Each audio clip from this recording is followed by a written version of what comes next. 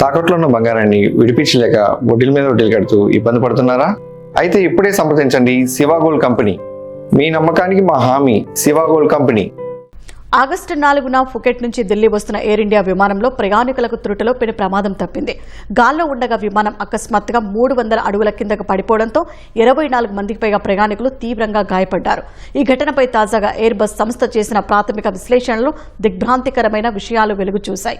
ఆకాశంలో విమానం ఒకేసారి హైడ్రాలిక్ వ్యవస్థల వైఫల్యానికి గురైందని, 4 సెకన్ల పాటు విమానం కంట్రోల్ తప్పిందని తేలింది. విమానం ప్రధాన పైలట్ మత్తు పదార్థాలు తీసుకున్నట్లు పరీక్షల్లో తేలడం సంచలనంగా మారింది. ఆగస్టు 4న ఫుకెట్ నుంచి ఢిల్లీ వస్తున్న ఎయిర్ ఇండియాకు చెందిన ఎయిర్ బస్ A320 విమానంలో 145 మంది ప్రయాణిస్తున్నారు. మార్గమధ్యలో కేవలం 2 సెకన్ల వ్యవధిలోనే 3 హైడ్రాలిక్ సిస్టమ్లు ఫెయిల్ అయ్యాయి.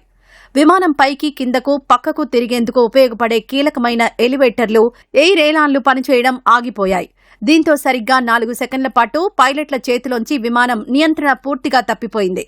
కో పైలట్ విమానాన్ని కంట్రోల్ చేసేందుకు తీవ్రంగా ప్రయత్నించినా ఫలితం లేకుండా పోయింది.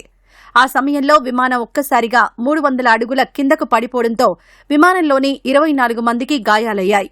అయితే అదృష్టవశాత్తు 7 సెకన్ల తర్వాత వ్యవస్థలన్నీ తిరిగి పనిచేయడంతో పైలట్లు విమానాన్ని సురక్షితంగా ఢిల్లీలో ల్యాండ్ చేశారు.